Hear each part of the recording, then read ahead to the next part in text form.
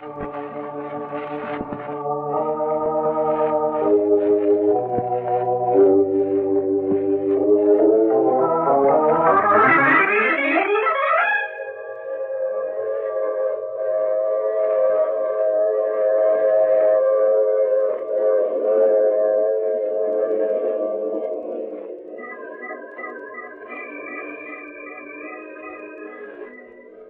Mutual Broadcasting System presents The Mysterious Traveler. Written, produced, and directed by Robert A. Arthur and David Kogan, starring tonight two of radio's foremost personalities, Carl Weber and Inga Adams, in an original radio drama titled Queen of the Cats.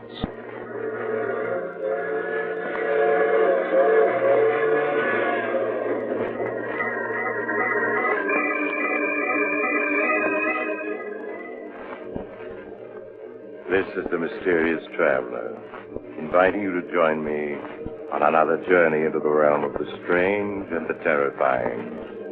I hope you will enjoy the trip, that it will thrill you a little and chill you a little.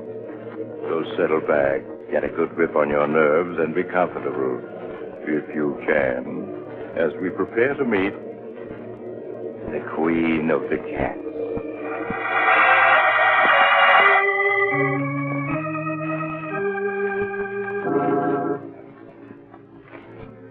Our story begins late one night in a large New England town. Jane Elliott, an attractive girl in her early 20s, hurries down a quiet and darkened residential street.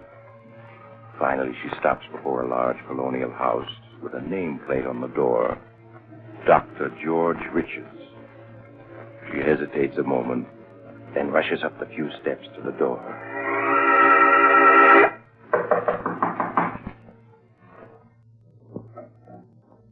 Yes? Dr. Richards, my name is Jane Elliott. I'm sorry to wake you up at such a late hour, but I'm desperate. That's quite all right, Miss Elliott. Please come in. Thank you. Now, what seems to be the trouble, Miss Elliott? You're pale and trembling. No, I'm not ill, Doctor. It's Chris. Chris Arnold, my fiancé. Doctor, you've got to help him. You've got to, or something terrible will happen. I know it will. I'll do everything I can, Miss Elliott. Now, please tell me what's wrong. Well, I don't know what's wrong. All I know is that Chris is frightened. He's in deadly fear of something. I see.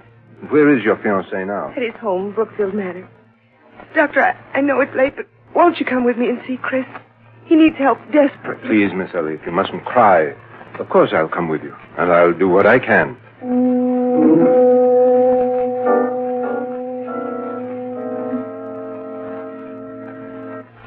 If you'll follow me, Doctor, Chris's room is this way. All right.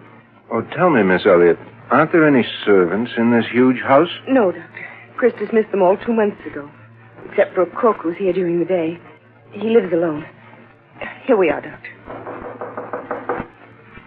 Who is it? Chris, it's Jane. Just a minute.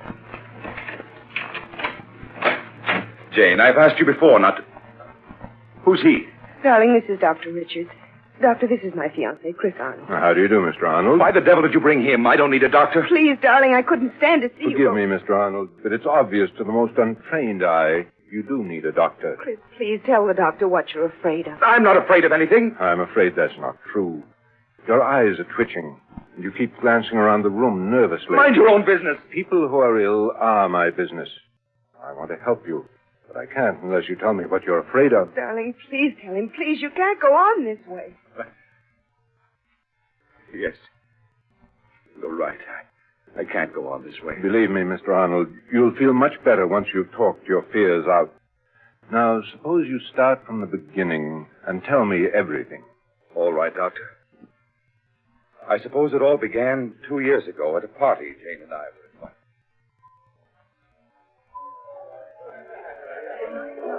Oh, Chris, isn't this a wonderful party? The only thing wonderful about it is you. Oh, Chris, don't. People are watching. A fine thing when a man can't kiss his best girl in public.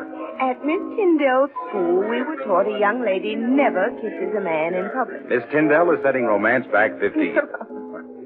Who are you looking for? Rana Farouk, my roommate at Miss Tyndall's. Oh, she's the Egyptian girl you were telling me about. Yes, I want you to meet her.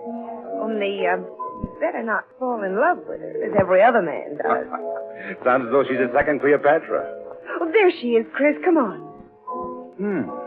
So that's Rana. No wonder men can't resist her. Chris, your mouth is open. Rana. Hello, James. I've missed you. Rana, this is Chris Arnold. Chris, Rana Farouk. Hello, Chris. I would have recognized you any place from the picture Jane had of you on her dresser at Miss Tyndall's. Hello, Rana. Oh, look, there's Miss Tyndall waving at me. Excuse me, won't you? Of course, Jane. I'll be back in a minute. You know, Chris, at Miss Tyndall's, the first thing I would see in the morning when I got up, and the last thing before I went to bed, was your picture. And I always knew that someday we should meet. And now we have. Why are you staring at me like that? Aren't you going to say anything? I prefer just to look.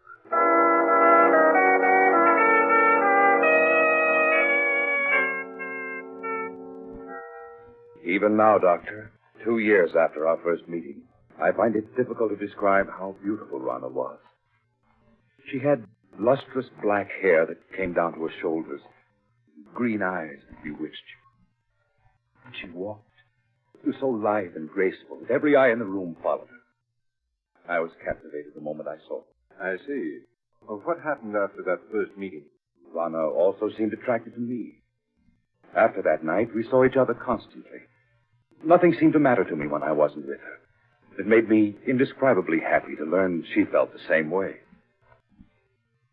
So, just a month after we'd met, we were married. Please go on, Mr. Arnold. In the months that followed, I began to see Rana not as the image I'd been infatuated with, but as she really was. Vain, selfish, and intensely possessive. She couldn't bear to have me out of her sight. And if I was, when I returned, there would be questions, countless questions. I began to dread seeing her. And then there were the cats. The cats? Yes, she had an insane passion for them. When Rana and I were at school together, Doctor, she always had a few cats around. She said she couldn't live without them. The house was always full of cats. She'd sit for hours stroking them, whispering to them, until I thought I'd go mad. Life became a nightmare for me. Nightmare full of cats. And Rana asking questions, endless questions, as to where I'd been and whom I'd seen. Finally, one day I realized I couldn't go on living with her any longer. That our marriage had been a mistake. I decided to tell her so that very evening.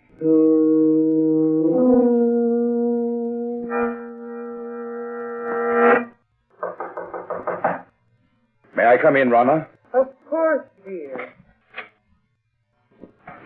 Good evening, Chris. Darling, why didn't you tell me that you'd had lunch with Mary Walker when I called you at the office this afternoon? How did you know I had lunch with her? A friend told me. Friend? Who was it? Oh, what is it, Beauty? What are you trying to say? Rana, put that cat down and answer me. Who was the friend that told you I had lunch with Mary Walker? You've never met her, darling. Who is it that you always seem to know what I've been doing, who I've been seeing? It's as though you have people spying on me. Chris, what a thing to say. Now, please hurry and change, or we'll be late for the Hopkins party. There's something strange about the way you always know what I've been doing. Sometimes I suspect... Chris, look out! You stepped on Sabina's tail. I'm sorry, but I didn't see her. I've asked you before to be more careful. Oh, poor Sabina. Are you all right now, my beauty? If there weren't so many cats underfoot, I wouldn't have stepped on her. Why must you keep them around? Because I love cats. They're beautiful, sacred. Thousands of years ago, my ancestors worshipped the cats. When you speak like that, you almost look like a cat. And why not? Is there anything in the world more beautiful than a cat? You see? They agree. Rana, I can't go on like this anymore. Why, darling, what do you mean? Our marriage was a mistake. I want a divorce. Chris, you can't be serious. Oh, I am, Rana. Dead serious. I love you, Chris. And I won't give you up. You are mine, darling. You'll always be. Nothing shall ever separate us.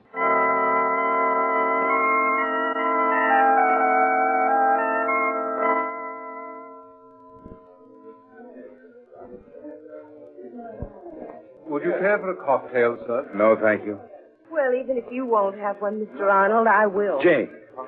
Jane, it's good to see you again. Just let me look at you. It's good to see you, too, Chris.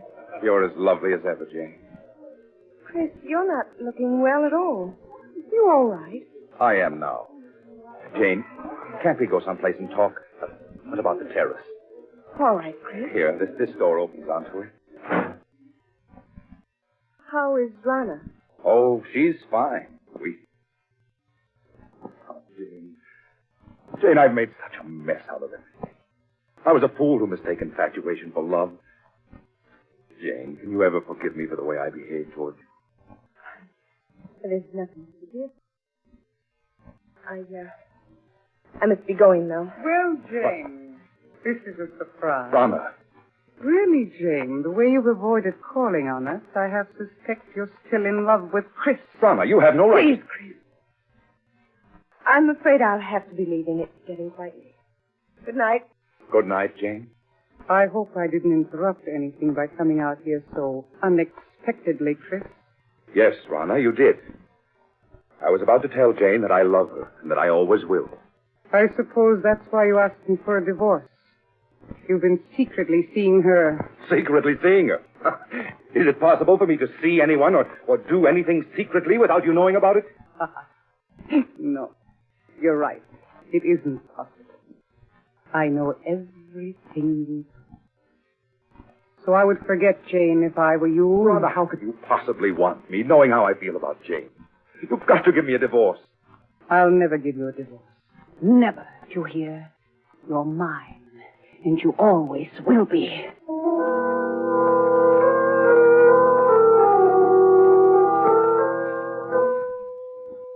I can still see her, Doctor. She stood there, hissing at me. Chris, you're mine, and you always will be. Suddenly I realized that she looked like a cat. An angry cat. Her green eyes, cold and murderous. Her long nails digging into my arms. Her body tense. For a moment I thought she was going to scratch my eyes out. After that night, I hardly spoke to Rana. I treated her as a stranger.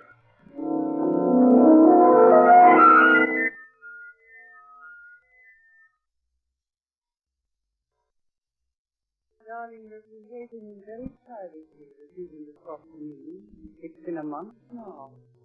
Why are you slowing down?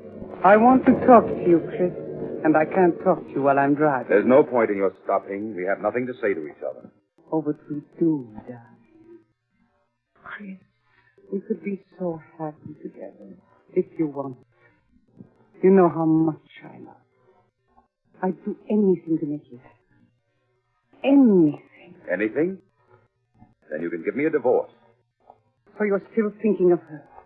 Hoping I'll give you a divorce so you can marry her? Well, I won't. You hear? I won't. I think we'd better be moving along. Chris, you haven't any right to treat me like this. I'm your wife. Only in the eyes of the law, not in my eyes. I hate you. I hate you. You cat! You almost took out my eyes with those claws of yours. I'll scratch your eyes out before I let any other woman have you. This will bring you to your senses. Now, slide over. I'll drive. Very well, Chris.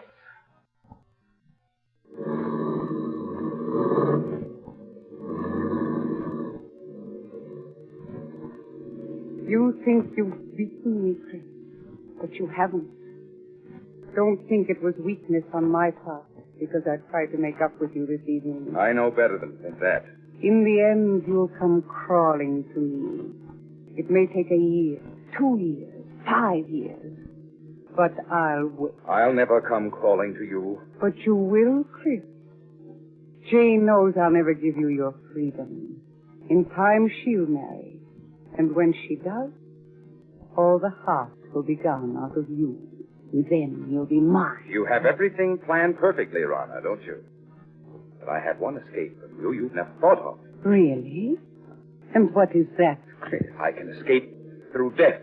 Through death? Yes, Rhonda. If I should fail to take that curve ahead, we'd plunge off the side of the mountain. Chris, you wouldn't. Why not, Rhonda? You've shown me there's nothing to live for. This at least is a clean way out. Chris, you don't mean it. But I do, Rhonda. Just watch. No, Chris. Don't. No!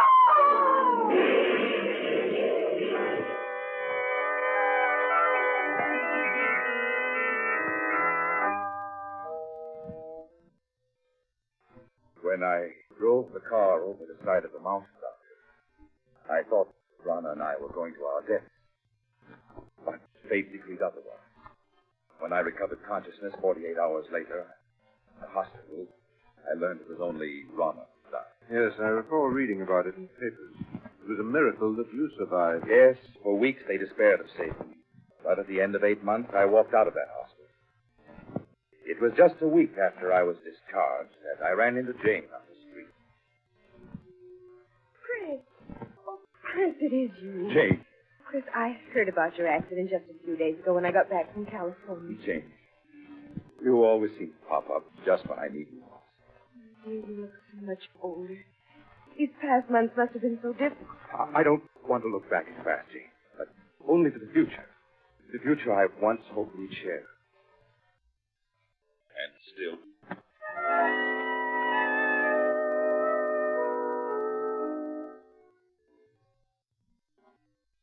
2 months ago, Doctor, Jane and I became engaged. It was just about that time that I first began to notice that everywhere I went, there always seemed to be a cat following me. So that's why you were always looking around so nervously all the time. Tell me, Miss Elliot, did you ever notice that the two of you were being followed by a cat? Well, I have seen a few cats around, but they didn't mean anything to me. Oh, but they did to me, Doctor. Was it always the same cat that followed you? Oh, no. One day it'd be one cat and another day a different one. Doctor, I know you must think I'm insane. At the time, I felt I was going mad. That is, till that night. What night, Mr. Arnold? The night I saw her. It happened in this very room 6 weeks ago. I had great difficulty in falling asleep. And when I did, I had a nightmare. A nightmare in which I was being followed by hundreds of silent cats. Then the silence was broken by the faint crying of one cat. The crying grew louder and louder. Suddenly, I awoke. With my awakening, the cry didn't cease. I lay in the darkness listening, realizing that the cat I'd heard wasn't a part of my nightmare, but it was real. Yes, real, living, and in my room. I could feel my heart pounding as I sat up in bed. I looked about my darkened room. Then, suddenly, I saw her. 2 burning green eyes in the darkness. There was no mistaking those eyes. Rhonda! It is you, Rhonda. Isn't it? Yes, I'd recognize those green eyes anywhere. So you've come back. Just as I've always thought of you. As a cat. I know why you've come back. Because of Jane. You always said that if you couldn't have me, no one else would. That I was yours and always would be. Well, you're wrong, do you hear? Jane and I are going to be married. Just trying to scratch my eyes out. You always said you would before you'd let any other woman have me. Well, we'll see about that. There. Perhaps that'll hold you. Nothing you can do will stop me from marrying her. I know that the cats that were following me, spying on me, were doing so under your orders. You're the queen of the cats. Yes, I should have known. Even when you were in human form, you looked and acted like a cat. You think you're clever, but even if you are the queen of cats, you can't prevent me from marrying Jane. So you think you can? Well, perhaps a bullet between those green eyes of yours is what's needed.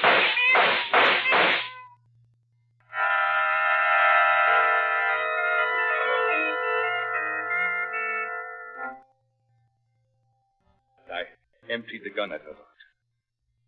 Then turned on the light. There was no sign of her.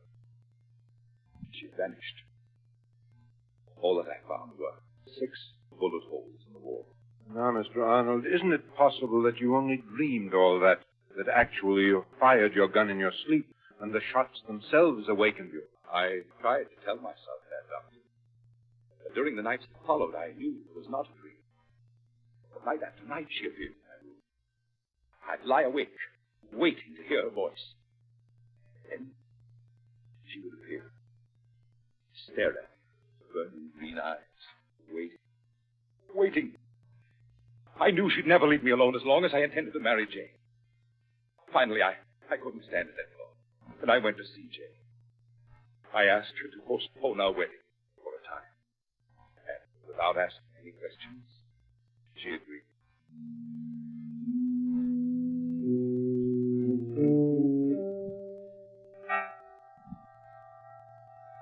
Doctor, the night I put off my marriage with Jane was the first night that Rana didn't appear.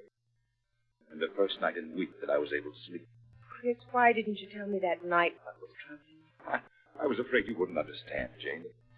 That you might think I was mad. Do you think, Mr. Arnold, that she didn't appear again because you had postponed your marriage to Jane? I know it. Weeks went by. Weeks in which I was able to sleep soundly without being awakened by her. I came to think that perhaps it had all been part of a horrible nightmare, and that I was over it at last. Then, a week ago, I asked Jane to set the date for our wedding. She did so. And that same day, we took out a marriage license. And Dr. Chris looked so much better that I thought he'd gotten over what was troubling him. So did I. But the night after we'd applied for a license, she appeared again, in this very room. And you've seen her every night ever since? Yes. She just keeps staring at me with those green eyes. Waiting. And Doctor, I have a feeling something horrible will happen if I attempt to marry Jane. Do you still have the marriage license? Why? Yes. Why do you ask? Mr. Arnold, you've reached a crisis in your life. You're faced with fears that are threatening to overwhelm your sanity. If you want Jane and happiness, you must be prepared to fight. Fight? But how, Doctor? Often when we challenge our fears, we find that they exist only in our imagination. The only way for you to challenge your fears is to go through with your marriage with Jane. Now, tonight. Tonight? Yes, I know it's quite late, but a friend of mine who's a judge, I'm sure he'll marry you. All right, Doctor. Jane, will you marry me? Tonight? Oh, yes, Chris. Yes.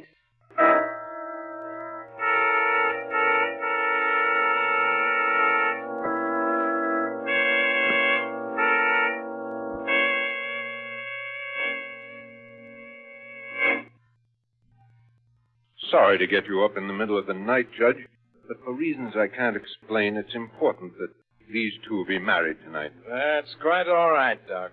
Always glad to oblige a friend. Have you got the license and the ring, young man? Oh, yes, sir. Here's the license. And here's the... What was that? It's only my cat, Lucifer. Never saw a fellow so nervous. Scat, Lucifer, scat! There, he won't bother us anymore. Chris, it's all right. He's gone. What's the matter, son? Don't you like cats? No, he doesn't. Judge, would you mind getting on with the ceremony? All right, Doc. Never saw so many nervous people. Now, young man, if you take her right hand. That's it. Now, shall I give the long ceremony or the short one? Oh, the short one, please. All right. You, Christopher Arnold, take this woman to be your lawful wedded wife, to love, honor, and cherish, as long as you both shall live. I do. It's Rana. Where in blazes that cat come from? Scat!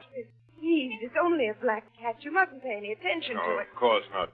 Now, Run, I tell you. Look at her eyes. Why are you so afraid of cats? I told you she's trying to prevent me from marrying Jane. Well, I'll get rid of her for once and for all. Chris, what are you doing with that gun? Put it down. This time I won't miss. No, I missed. She's escaped. She won't get away. No, wherever she's gone. I'll find her. I'll find her and kill her. Chris, come back.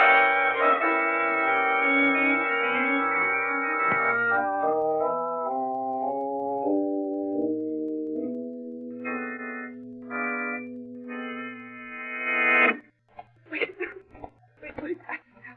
I'm out of breath. Doc, where can he be? No, Miss Elliot. You can't be far off. We'll find him. There isn't a soul in sight. Doc, you sure he isn't crazy? Please, Judge. Well, he sure acted like he was. Pulling out that gun.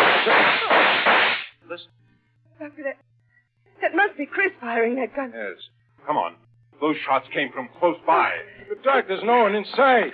I think those shots came from that driveway just ahead. Hurry, please. Hurry. We've got to take it easy now, Doc. This driveway's in complete darkness. Yes, you're right. Can't see a thing. It's so dark. Have you got any matches, Doc? Oh, yes. Wait a minute. I'll strike one. Afraid it isn't much of a help. Doc, look. Dead cat. What? Yes. It was shot to death. Look. Here's another one that's been shot to death. Oh, but neither of them is the black cat. No. Match is out. Wait a minute. I'll light another one. Come on. Doc, isn't that somebody lying over there? Chris! No, Miss Elliot. You stay with the judge while I look. All right, Doctor. This would never have happened if I hadn't agreed to marry. I was afraid. So afraid. Doc, is it Arnold? Yes. It's him. Dead, isn't he? You can see it in your face. Yes. He's dead. Doc, I don't understand. What happened to him? He's been clawed to bits, as if by hundreds of cats. His face has been torn to shreds, and his eyes...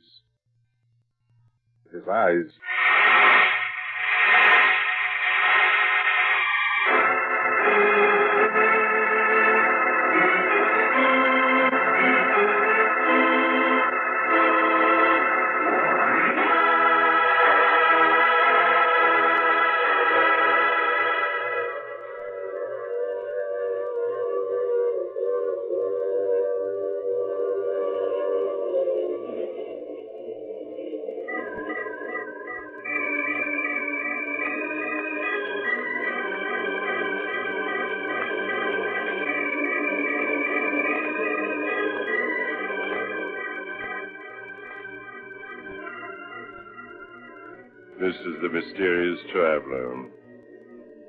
Did you enjoy our trip? Too bad about Chris Arnold, wasn't it?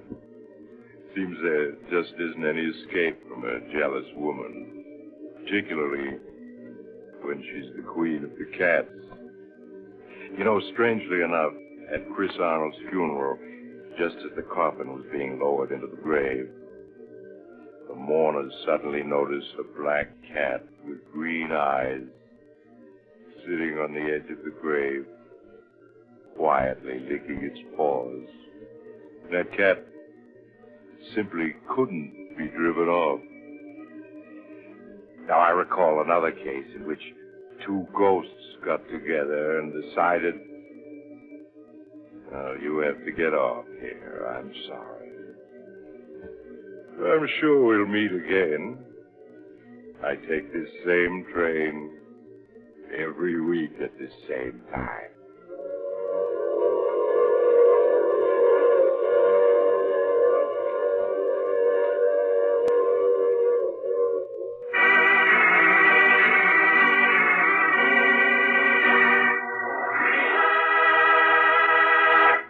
Your have just heard The Mysterious Traveler, a series of dramas of the strange and terrifying.